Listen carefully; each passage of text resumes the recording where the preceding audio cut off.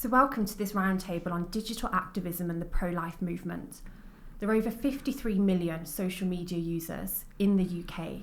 39 million of these use social media on their phones. And an average UK social media user spends an hour and 42 minutes every day on various social media platforms. So the question today is, how can we use this social media effectively to advance the aims of the pro-life movement? I'm Colette from the Catholic Bishops' Conference of England and Wales, and would you like to introduce yourselves? Hi, I am Joe. I am the research manager for Abortion Resistance, a pro-life youth group, and I engage in social media quite a lot, especially as we're all under the age of like 25. So. Hi, so my name's Rachel Mackenzie and I'm from Rachel's Vineyard. So I support anybody that's been affected by the trauma of abortion. My name's James Leatherland. I'm from Catholic Man UK. I'm Lucy Starkey and I work as the Student Support Officer for the Alliance of Pro-Life Students. So thanks for introducing yourselves. Just looking at being pro-life in the digital world, in each of the different organisations that you work for, do you make use of social media? And if so, how, what platforms do you use and why? We, as I said, as a youth group, we are a massive social media presence. And we try to basically, that's where we try and contact as many people as possible, because from what we've found out, usually people have an opinion on abortion by the age of 13. So if we want to get those people before they are indoctrinated into the pro-choice mindset and open them up to the idea of being pro-life, contacting them, through social media, through our posts at a younger age is more likely to be effective, in my opinion. I think for Rachel's Vineyard, because we have to be very careful with confidentiality of the people we speak to, people aren't so willing to maybe share posts or have a community set up on Facebook or different platforms, but we need to have a presence still. We need to still be there for people to know that there is hope, there is healing. So that's why we use especially Instagram and Facebook. We found that there's many ways of using the social media, but there are ways of making it less social. So we do have some groups that were set up partly through the lockdown process as well. We sort of set up a men's group for pro-life issues then. And there are ways then of accessing other things online in terms of what you can look at and what you can like. And mostly what we're finding is forming a core group of like-minded individuals that operate on the social media can then go out and do more. We'll probably talk more about that in a bit. So we do also use social media, especially Instagram and Facebook, and usually to talk to the students, set up events and that kind of thing, and also we're able to share the different student groups posts so that they can get more views and it can help them out as well. It's great. So a lot of different platforms being used. Do you have a favourite within your particular? A few have been mentioned. A favourite within your particular movement or work? I prefer TikTok over all of them, but I think that's just because I use that personally as well. So that's the one that I'm most into. Yeah, Joe, I couldn't agree more. I think it's whichever one you use yourself is which one you become favourite, So for me, it's Facebook. And probably because of the age I am, I'm just used to how to use Facebook. And also TikTok would be great for the youngsters, but actually you couldn't really make a video about post-abortion healing. It wouldn't sort of sit well with what we do. I think on that as well, even though social media has progressed and we're in the age of TikTok's beyond me, but I was surprised just looking at some statistics around social media use in the UK that Facebook is still the number one go-to platform, then Twitter, then Instagram, then I think TikTok, and then YouTube, I think, in terms of number of users. But I think one of the points you made earlier, Joe, about trying to target that younger age group, I think a number of pro-life groups are now engaged with TikTok because that recognise that 16 to 24-year-old sort of market, very vulnerable. Yeah. And I think one of the interesting things that I've seen in terms of data in the pro-life movement is, at least on TikTok, with Gen Z engaging with it, almost like for like use of pro-life and pro-choice hashtags with 1 billion sort of hits, almost 1 billion hits for the pro-life movement and 1 billion hits in terms of pro-choice hashtags. And I'm like, that's an interesting space for us to be in. And maybe the ground's a little bit more level than culture lets on in terms of openness to debate. What about you guys? What do you sort of have a preference in terms of platform? I think it just really depends like who we're trying to reach. So like Facebook is really good for like information and like resharing things, but then Instagram's more like aesthetic and like putting like you know, different like graphics on. Yeah, obviously we've mostly operated on Facebook, but we've got WhatsApp groups and people are experimenting. I think, to be fair, most of us are quite old and we resent any concept of change. But I think it's important that whatever we do put out that's pro-life is done with care.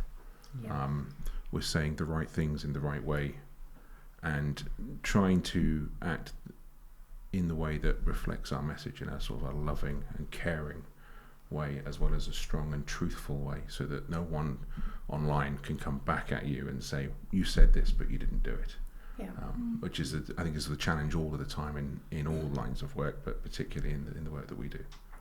I think on that as well, different platforms have different audiences, like you say, Lucy, and also different tones and styles. Like I find Twitter a lot more political, TikTok maybe a lot more fast, Instagram a lot more beautiful, or you know, those different ways. How in the platforms that you use important, and you touched on that, James, is how important is like your language, your tone, choice of graphics, and maybe what are some of your guiding principles for when you're crafting posts for the various platforms that you engage on? What's important to you? Well, with as TikTok is the main one, we do other stuff as well, but usually it's just sharing our TikTok videos on there. But it's you've got to make it captivating to get the attention, to get the views, because you want for the algorithms to be able to share it. The more views and the more watch time you have, the more it will share it to other people. So you want to make it captivating and, you know, enticing, but at the same time you want it to have an actual message that will get through to people and that will actually change minds. Because you can, and what a lot of people actually do on TikTok, which I try and stay away from, is just making an outlandish statement in a really kind of in as a brash and harsh a way as possible, with no explanation, so that people comment on it and get angry about it, because the more comments, the more it gets shared.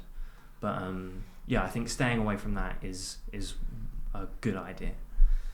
Yeah, I think you touched on something really, it hit my heart, is, you know, about that love and that truth together, you know, and not just coming out with something outlandish. I know as Rachel's Vineyard, being post-abortive myself and having 2 abortions and supporting so many women and men that are hurt by abortion, I think we all have to recognise that you've got audiences that are looking at your posts, that are reading them, and these women and men are already hurt, they're already wounded. So are you being helpful and healing, or are you hurting? And actually, you know, you're changing minds. We need to change hearts, you know, because I think it's Stephanie Gray that says, you know, we can all win an argument, but actually winning a person makes a huge difference. And personally, for meeting pro-lifers like yourself today, I met lots and lots of pro-lifers, and I've been to lots of pro-life events. And then when I actually see them on Facebook or on Twitter or on social media, I don't recognise who they are. Yeah. And it's about that being consistent, about, you know, always knowing people like Rachel are watching, you know, and I can't instill in you enough. I don't care what people say about me. Obviously I've got pink hair, you know, but I don't care. But I care about what you're saying to somebody that hasn't had the healing. So, for example, I told my story and it was put on social media, and the amount of attacks, not from pro-aborts, but from pro-lifers, you know, why didn't you close your legs? Why, you know, 1 abortion was bad enough, but 2? And then social media and people liking comments like that, it's like endorsing, well, that's okay. And it's far from okay, because the ripple effects of that, I've had people come to Rachel's Vineyard, they've actually quoted that at me, and they've said, well, I had 2 abortions, 1 was bad enough, but 2, and I saw that online. So I think we have to be very careful with our language. Yeah. And it's also when we're trying to discuss the fact that there are things that are right and wrong, there is, like you're saying, there's always people involved. And I think we should try and encourage the pro-lifers to suggest to people, the reason we don't want you to do it wrong is A, because it's wrong, but B, because it will hurt you. And whether you think it'll hurt you or not, it will hurt you. And because we care about you, we don't want you to be hurt. And there's a lot of commentators who say that abortion is something you wouldn't recommend to anyone. It's not something that you would want people to have, and it's trying to show that we care enough to be there for that person and give them the right choices. Absolutely. That's what being pro-choice is about. Exactly. And that's why pro-lifers are pro-choice. And this is also why I'm saying about trying to be very careful about what we say and how we say it, because it's easy to be glib, it's easy to poke holes in an argument, but you don't want to poke holes in people. No. Yeah. No, 100%. And I'd say, like, definitely, especially, like, in, like, the comment section, you've got the person that you're talking to, but you've also got, like, the people who aren't commenting, who are just seeing that, and they can see the way that you're talking to people and the way that you're, like, interacting with them. And so it's so important to, like, always, like, well, not because people are watching, but to reach out with love to people, because, and like, kind of try to see where they're coming from and, like, try to understand them and that kind of thing. Because the people that are watching will watch all of those comments as well, and they, as you were saying, might apply that to themselves. And so it's really important to always be thinking, I'm not just talking to this one person, like, this is for everyone, if that makes sense. Absolutely. You used a phrase, truth and love, in what you shared there, Rachel. And I think, like, how do you find then the balance between the two? Because we absolutely have to have that sort of pastoral sensitivity and compassion and awareness, like you say, Lucy, you just don't know who's going to be reading these posts and those comments. But how do we, dispel some of the lies around the culture of death and around abortion and speak some truth into that situation? What does that look like in terms of what you do in your organisations, or any thoughts that you might have on that? I think it's absolutely fine to say the truth, that abortion is the killing or the ending of life. It's not okay to say murder, and it's not okay to point fingers. I've been very careful with that. So when we give a truth, that abortion hurts and abortion wounds not only the child but the mother, and putting the two together is very helpful. And always signposting them, like you would if somebody was in pregnancy crisis, where the help is. You do it for the people that hurt through abortion. You'd point to, places like Rachel's Vineyard, Stillwater's, Arch, all those services that we know are really helpful. Mm-hmm. I think one of the things with social media that's so easy to give a reactionary comment to something that somebody says, and just to be aware that out there are people who are trying to rile you up. They're trying to make you say something that either in a way that you shouldn't say, or say the wrong thing outright, and to try and have the wisdom to take a few moments to think about what you're saying. You're saying everybody's watching, and it can be spread far and wide. So just to have a little think about, okay, what am I saying? Who am I saying it to? And is it going to be taken in the right way? And I'll say I'm one of the worst for that. I can say something that I mean is very truthful, and I mean it very kindly, but if you don't say it in the right way, it's taken completely out of context. So it's just sort of playing it back before you actually post that comment. Obviously in social media, we've only got the word, obviously a bit different with the video. You've taken out in my case, thankfully, the accent, but you've taken out the voice, you've taken out the body language. So all you're left is the words.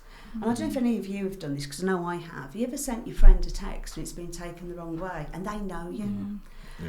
I am known by my friends, believe it or not, to be a bit sarcastic, and they can take that the wrong way. So when you transfer that to somebody who doesn't know you, of course, you've got to look at, will they take this the wrong way? Yeah, I mean, I agree. It's when I do think I fall prey to that sometimes as well, especially in replying to the comments on a video, like, because TikTok is a very reactionary place. I'd say, other than Twitter, it's probably the most reactionary, and is full of comments of I see of pro-choicers, but I know that pro-lifers do comments like this as well, that are just saying really things to try and rile you up, things that they don't even believe themselves, that are just trying to get you to react because I don't know, they want you to make a fool of yourself, and when you react like that, you kind of do. And I've made myself a fool a few times, but I'm definitely working on that. It's a life lesson as well, though, isn't it? Yeah. Something we need to know about everything we say is to say it in the right way and say it carefully. And I try to live by the rule that I would never post anything or comment on anything online that I wouldn't do in person. Yeah. But it's so much easier in person. Yeah. But it's also it's standing back, especially don't comment when you're angry or you're upset. It's leave it, be reflective, and then go back and think, how could I frame this, or actually even ignore it. Yeah. You know? Yeah, I was going to say that, like, you don't have to respond to every comment, and if someone's just like throwing out abuse or just doesn't actually want to have a discussion or is only there to be mean, then you don't actually have to take time to respond to that, because sometimes it's just better to not. Sometimes. I think our spiritual director gives us quite strict instructions not to engage the crazies. Which is probably the best idea. Except for me. Just leave it be if you're not sure. Yeah, say nothing if you're not sure. It's probably the best way to go. Because you can end up for hours arguing with somebody, and also looking. I don't really argue with people for hours, but I watch other people arguing, and neither side wins. Neither side comes out at looking any good. Yeah, one of them just ends up blocked by the other one, Yeah, and that's where it ends. Yeah, exactly. Yeah, I mean, I have 0 people blocked on my list, but I can tell you I must have a few hundred who have got me on their blocked list, just because I used to never back down from an argument. I thought backing down was losing, and realising that, you know, you can just not reply, that was kind of a big thing that I think has helped quite a lot. Yeah. It's also trying to find a little bit of a balance there. I know some time ago, one of the pro-life pages, someone was trolling them.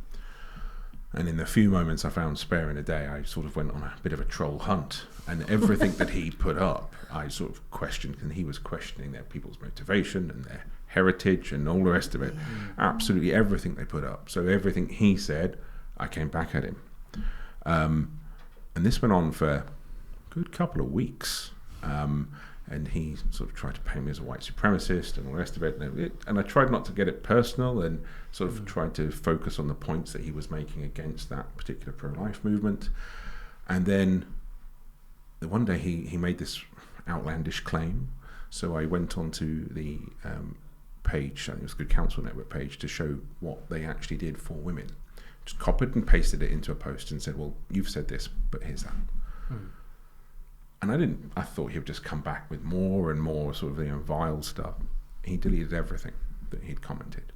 Absolutely everything went. I mean, I was stunned, but, you know, so you can make a difference. But I think particularly in that case, he was just thought he'd found an easy target. Yeah. And when it was made not quite so easy for him, and then a piece of truth landed, it had an effect. But I can't suggest that would work in every case. Yeah. And I think it's important especially when you're looking at pro-life organisations and their platforms, even more so, that there's got to be an element of debate, and there's got to be an element of allowing people, you know, freedom of speech and allowing them to say what they want to say. But if we like those comments, that's when we're actually endorsing what they're saying is okay. And I've seen that happen many, many times, you know. Or if you share a post of like some outrageous view from America and you share it, you're actually saying as an organisation, yes, you know, we agree with this, we believe in this. And it can be, like I say, from a post-abortive point of view, really hurtful, you know. So I think one of the things that strikes me about the sort of fast media culture we live in is a lot of our arguments or debate, it's, you know, on TikTok or Twitter, we want sound bites, we want like sort of like punchy answers, and sometimes I think it's like who can shout the loudest. But like for me, the pro-life debate is a lot more complex, often a lot more nuanced. There are a lot of people carrying different things, like some of the people that you speak about, Rachel, in terms of hurt people out there. How do you sort of push against that sort of quick culture and the sound bites? And can you actually have a meaningful pro-life conversation online? I mean, I personally know for a fact you can definitely have some very meaningful conversations. I find it is a lot easier when it's on the direct messaging rather than commenting, because it's a more, it kind of takes a step away from the social media aspect of it and just makes it a conversation. And I think it's just trying to find the people who are disagreeing with you, but not just to be in a disagreement. They're disagreeing with you out of a genuine either misunderstanding of what you mean or just a different worldview. And I think you can have very meaningful conversations with them. Like, for example, there's a few post-abortive women I've seen on a few of my pages who have talked, and we end up talking about other comments by pro-choicers and how they have also been hurtful to them, because they say stuff about eating the fetus and stuff like that, and it's, it can be very very disturbing to someone that's going through that trauma. And talking to them about it and letting them know that you're not judging them, you're here to help, and you just want the best for them and for the baby, and that can really, I think, change hearts. You're right, hearts is the better word than minds, I think. And one of the things that's very difficult in the nuance is the counter arguments play to the extreme. So, you want a woman to suffer, you want their child to suffer, that's all you want by them being. And I think we do need to try and be better at expressing that, although we have this particular point that life is sacred and should be protected, we also need to be supporting that life, and we do. And it's something I think we're bad at, actually, and pro-life in particular in this country, is saying that we do offer support holistically to the mother and the baby, to give them real options, because no one's going to this in a situation, I think maybe this week that's what I'll go through. They're people who are in difficult situations, that the odds are stacked against them, that it's hard for them to see the way forward, to see a decent option or choice. And so, well, actually, the right choice is a realistic choice. And then we come into the point where, if we're going to talk about suffering, it's a ridiculous argument. What suffering is too much?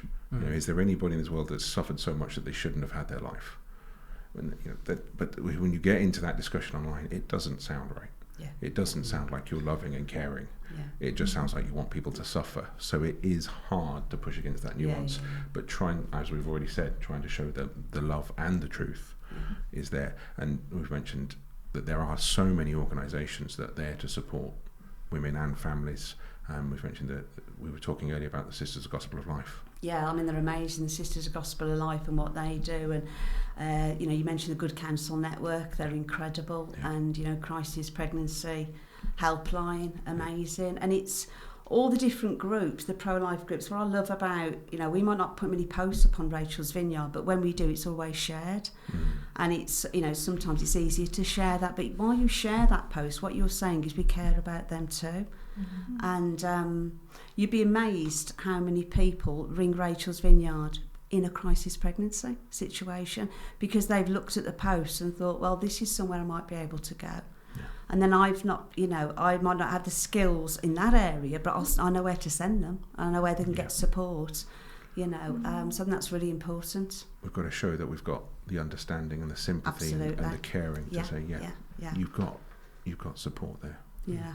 I think I've seen a lot of the good work from Alliance Pro-Life students or different pro-life student chapters in universities wanting to offer sort of support to maybe students that are facing an unexpected pregnancy. And what have you seen on the ground in terms of that sort of support for women? And also, Lucy, how has social media, or how is it used by these different student pro-life chapters to get that message out on what can often be a very hostile campus as far as the pro-life message is concerned? So how do they use that to get the message out there, that there's support there for women?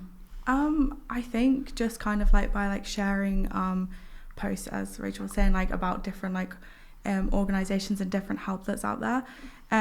We have a website called Pregnant at Uni, which has a list of basically all of the different resources at each individual university that you can access if you're going through a crisis pregnancy, or even just like a planned pregnancy, but like it just has all of the help and unique to each individual university.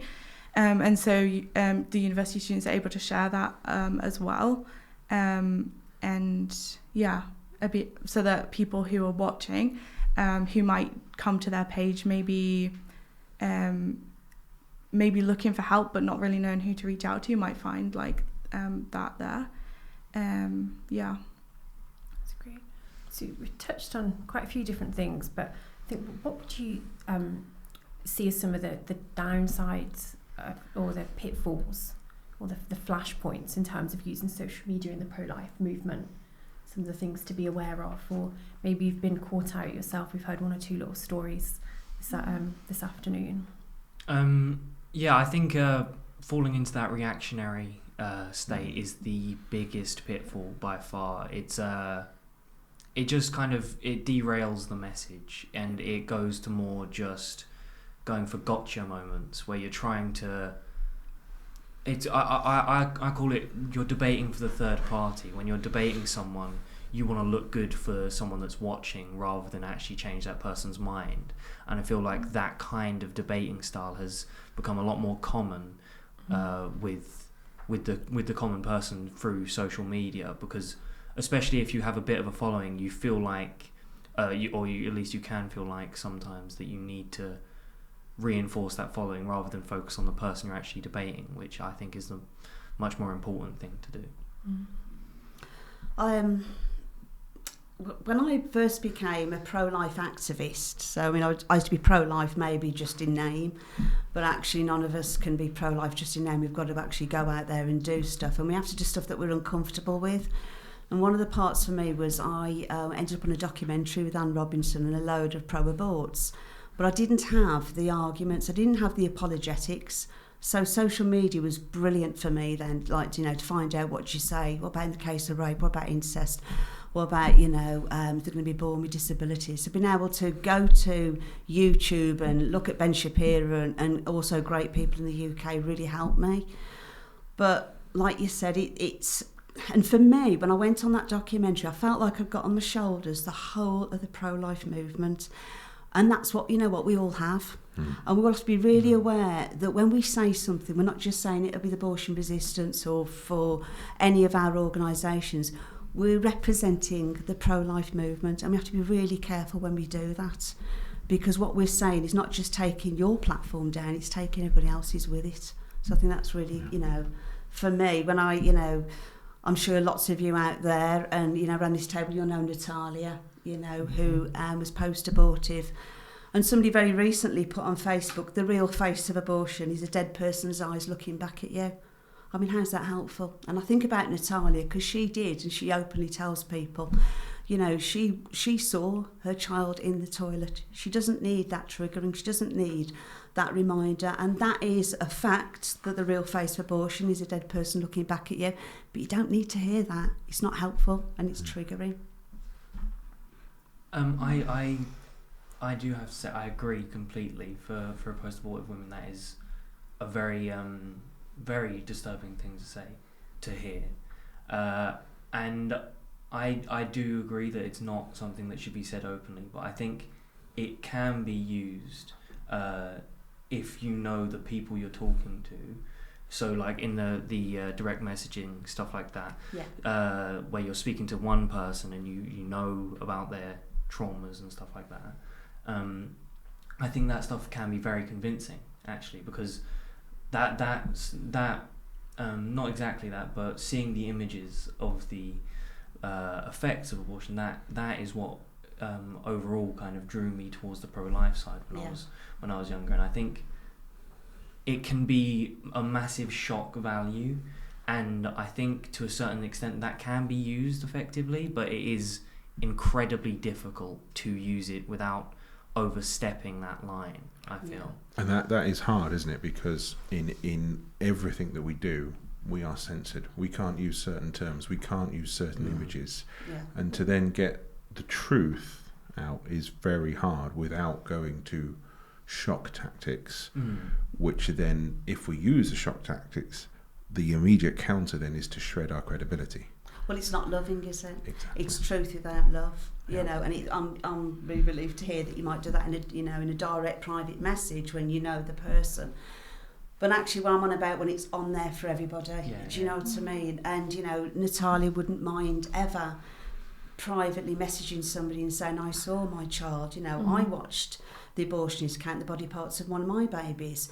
And I will say that, but I wouldn't put it on social media. Having an abortion means an abortionist is counting the body parts of your baby, because it's never going to change your heart. It's never going to pierce somebody, but the damage is collateral. And it's the damage as well when you do it online, like you were saying earlier. Oh, someone who was a pro-lifer, we all get that badge. It hits everybody. Yeah. So you do have to take time, take a breath, and look carefully at what you're posting and what you're commenting. And I think without going to the sort of extreme end of the spectrum, as you mentioned there, James, I think there can be quite a lot in, again, language that we use and debunking that, which I think can be done in a sensitive way. So, we hear so many euphemisms around the pro-choice movement, in terms of it's a fetus or products of conception or termination of pregnancy. And I don't know, I'm sure you could throw a few more in yourself and just sort of be mindful about maybe the language that we use in these places and sort of what terms or labels that we give to things to bring truth in a way that's quite gentle, but speaks not at the sort of extreme end of the spectrum. I don't know if you've had any experiences of that online or... I knew one thing I find very difficult when you're trying to have a discussion or try and be helpful and show the pro-life message is when they try and censor your use of the word baby. Well, I get you that. can't call it a baby. Yeah. Well, What's a baby shower? Exactly. And it's that point where I sort of have to consciously take a little sort of step back and say, well, how am I going to progress with this conversation? Can I progress this conversation? Because if we're not breaking down the euphemisms, we're not getting to the truth. So it's being very careful about how you then proceed. And then basically what's going to happen then is, what is a baby? It's not a baby. It is a baby. It's not a baby. It's not a baby. Yeah, and you Everybody's both throw definitions at each other from different dictionaries, and you're like, well, my one says it is, my one says it isn't, and it never usually goes anywhere. But I find that a lot of pro-choicers, they're only against the terms baby or child in the confines of the abortion debate. If you look at like newspapers or stuff that say you can't use it, you find them using it where it's like, oh, this person's pregnant with a baby, if they're like celebrities, and they use them words quite openly, like you said, baby shower. They know that it is a baby, it is a child, and they just don't want to connect it during this debate because it can allow a lot of people, I'm not speaking for everyone, but it can allow a lot of people to take a step back from what the truth of abortion is, and they can deny the humanity of the child completely. At the end of the day, it's a human life. Baby, zygote / fetus, it's a human life at the end of the day.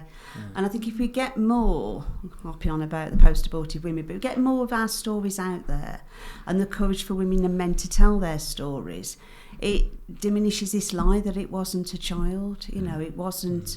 Even Anne Robinson, if you watched her recently on the radio, and she said at the end of the day, I was in this tremendous grief. Well, you're not in grief for anything other than death, a loss of somebody that's died. So there's some people are halfway there. They just need a bit more help to get there. That was interesting. I also watched that on radio. Yeah. Watched it on radio.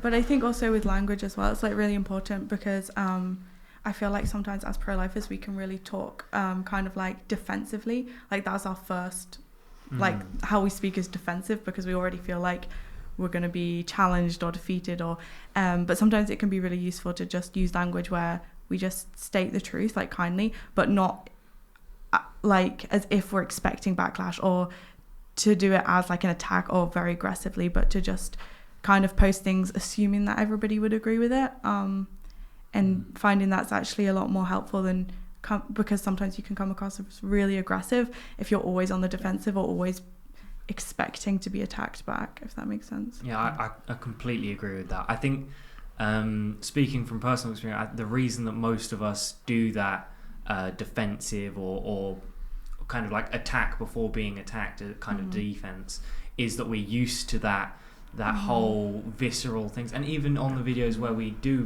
what you're saying, there are usually attacks back, but I do completely agree that reaching that person in the middle, that person who isn't pro-life, who isn't that visceral, they might call themselves pro-choice, but they're not that concrete stance that they'll just insult you. Reaching that person, I completely agree that not going on the attack is a much better way to get to them. I think possibly I'd go a step further than that as well, in terms of we've said about truth and love and care, because we care about the life of the woman and of her baby. But also as well, for people who we've successfully helped in those situations, there's joy. And the world's missing a lot of joy at the moment, a lot of joy. And I think that is something that is probably the best thing that we can show for anyone. So we can't deny there's going to be hardship, but there will be joy. Absolutely. I think for myself as well, when I post anything on Twitter or Facebook on a personal note, and I talk about the loss of Jude and Paul, when I say their names, it humanises them immediately. It gives other people hope in that situation.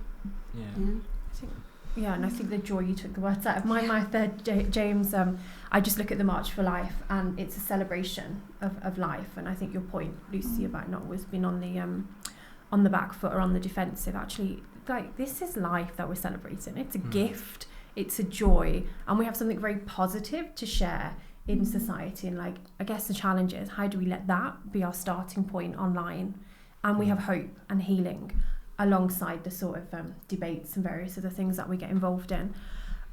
Just another question. I think we talked about use of language and how we might be censored by other people, or, you know, challenged in various comment sections.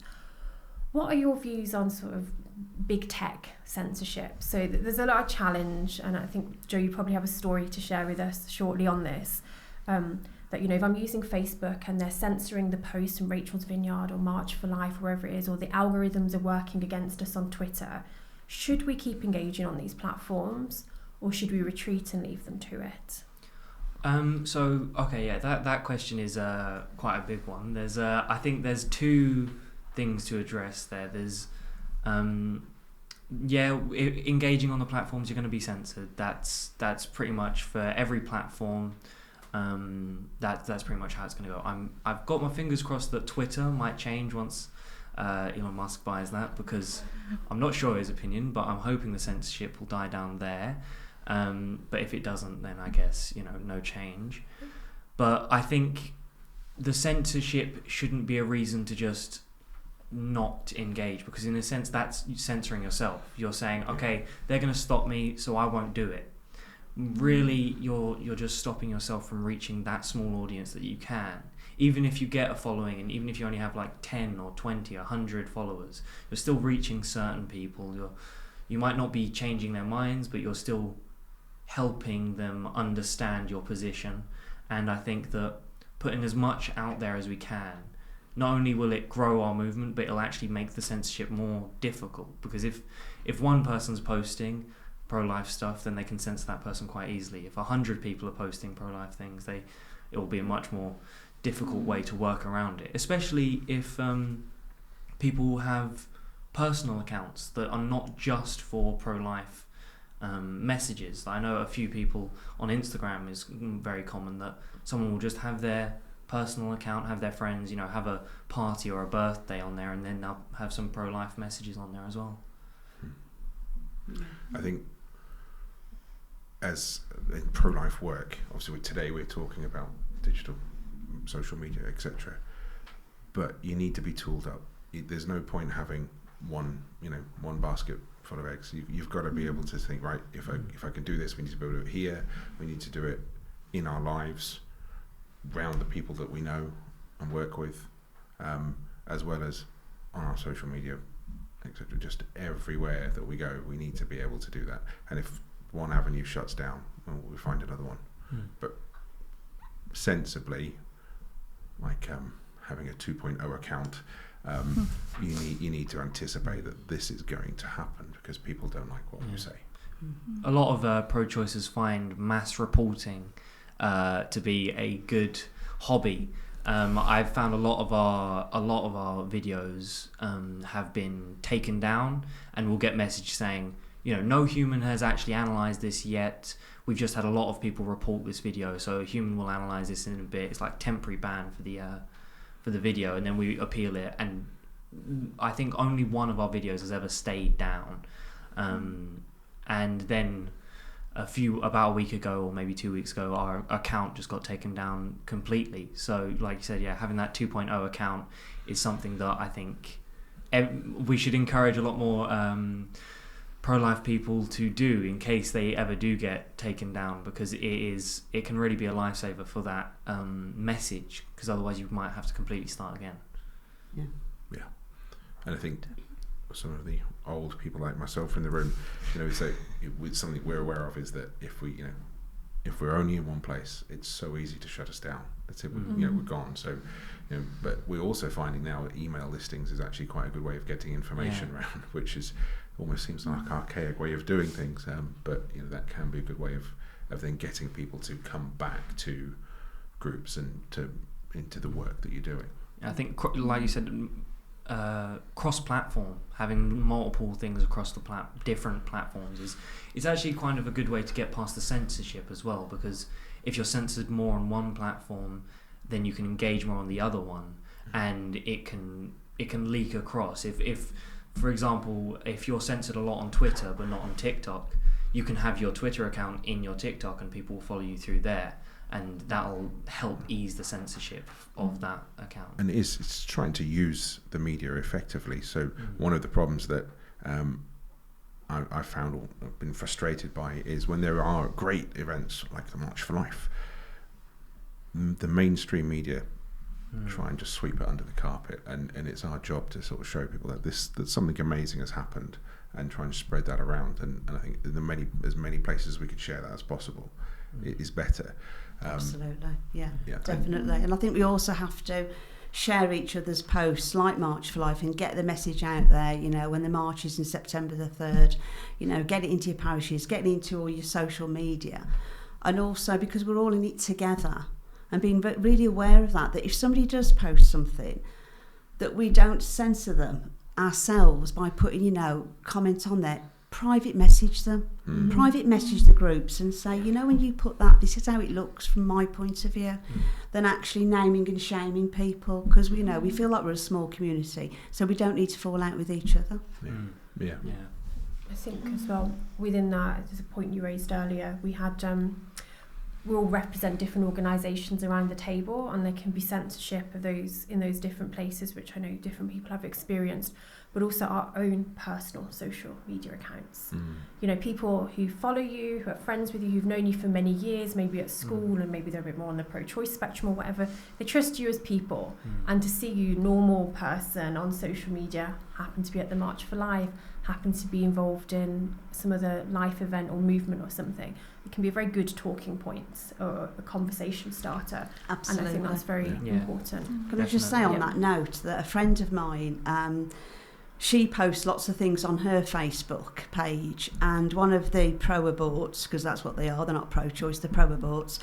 The pro-aborts, her friend who was pro-abort was reading these comments. Now, if my friend had said, well, read my post, look at this, it'd have been too confrontational. But being able to just look at it and read it in her own in her own time, she went from pro-abort to pro-life. So it is worth it, definitely. Personal contact. Just as we wrap up this round table, do you have any final words of encouragement that you'd want to give to anyone thinking about getting involved in pro-life digital activism? I'd say keep sticking at it. You're gonna get a lot of backlash, a lot of hate. You might be banned, you might lose your entire account after a few years. It did happen to me. But if you keep at it, you will eventually, you'll reach a following, or you'll meet other people. It's only over once you give up. That's what I would also say, you never know who's watching, and even if you only change one heart, or only like save one life, like that's worth it just for that one person. Like it's still worth it. I would like to embolden any men that are even vaguely aware that there's a pro-life movement, that it's your duty to care for women, it's your duty to care for children, and you can show that to the men in your life as well. Men need to do better. Yeah. And I think, yeah, just from Rachel's Vineyard, if anybody's hurt by abortion, please contact us. And just keep going with truth and love. Absolutely. Thank you so much. It's been such a fascinating discussion. I think one of the things that I'll take from it today is the need to put messages of hope and healing and joy and love and care, and to let those be our guiding principles when we're engaging online. And hopefully, you know, through our work, lives will be touched, lives will be saved. And thank you for sharing and for the work that you do in your different organisations. Thank you. Thank you. Thank you.